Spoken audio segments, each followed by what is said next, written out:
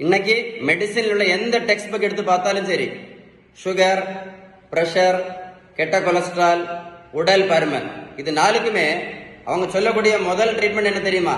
உணவு முறை தான் மாற்ற சொல்றாங்க, பேலன்ஸ்டு டயட்.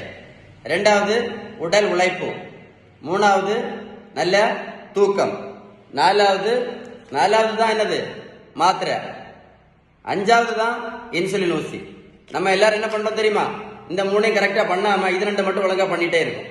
ஒரு நாளைக்கு 4 மாத்திரை சாப்பிட்டாலே ஒரு வருஷத்துக்கு மட்டும் 1460 மாத்திரை சாப்பிடணும். இன்னைக்கு திடீர் எதிர்பாராத மரணத்துக்கு முக்கியமான காரணமே 4 தான்: சுகர், பிரஷர், கெட்ட கொலஸ்ட்ரால், உடல் பருமன். இன்னைக்கு நிறைய பேர் என்ன நினைக்கிறாங்க அப்படின்னா, 1 கிலோமீட்டர் நடைபயிற்சி பண்ணுனா சுகர் மாத்திரையை நிறுத்திடலாம், வெயிட்டையும் குறைச்சிடலாம், இன்சுலின் ஊசியும் நிறுத்திடலாம், எல்லா மாத்திரையும் நிறுத்திடலாம். கண்டிப்பா முடியாது. 1 கிலோமீட்டர் நீங்க நடைபயிற்சி பண்ணினா 40 to 50 கேலரி மட்டும்தான் எரிக்கப்படும். அதனால நடைபயிற்சி மட்டும் பண்ணி வெயிட் கண்டிப்பா குறைக்க முடியாது, எந்த மாத்திரையும் நிறுத்த முடியாது, எந்த இன்சுலின் நிறுத்த முடியாது. நீங்க நிறுத்தணும் அப்படின்னா, வெயிட்டை குறைக்கணும் அப்படின்னா, இல்ல மாத்திரை நிறுத்தணும், இன்சுலின் நிறுத்தணும் அப்படின்னா ஒரே ஒரு வழி மட்டும்தான் இருக்கு: பேலன்ஸ்டு டயட்.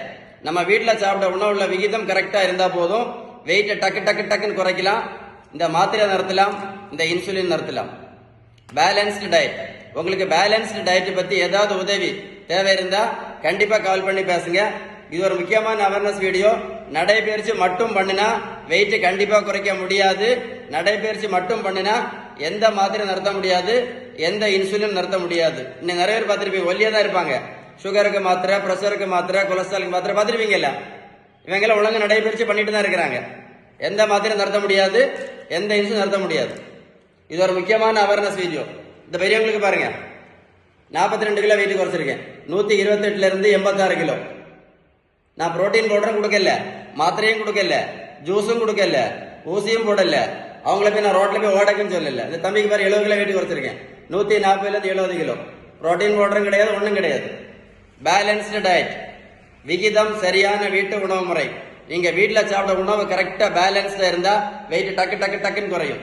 இது ஒரு முக்கியமான அவேர்னஸ் வீடியோ. இந்த வீடியோ நீங்க கண்டிப்பா உங்க ஃப்ரெண்ட்ஸுக்கு ஷேர் பண்ணி கொடுக்கணும். ஷேர் பண்ணீங்களா? ரொம்ப முக்கியமான அவேர்னஸ் வீடியோ. இந்த வீடியோ நீங்க ஒரு கூட போட்டு கேளுங்க, உங்களுக்கே ரொம்ப யூஸ்ஃபுல்லா இருக்கும். நிறைய பேர் நடைபயிற்சி மட்டும் பண்ணினா வெயிட் குறைச்சலாம் நினைச்சிட்டு இருக்காங்க, இன்சுலின் நிறுத்தலாம் நினைச்சிட்டு இருக்காங்க. அதுல வாய்ப்பே கிடையாது. Balanced diet is very very very very important. இன்னைக்கு நீங்க பாத்தீங்கன்னா, இந்த கேன்சர் இருக்கு பாத்தீங்களா? கேன்சருக்கு முக்கியமான காரணமே உடல் பருமன் தான். மறக்காம வீடியோ ஷேர் பண்ணுங்க.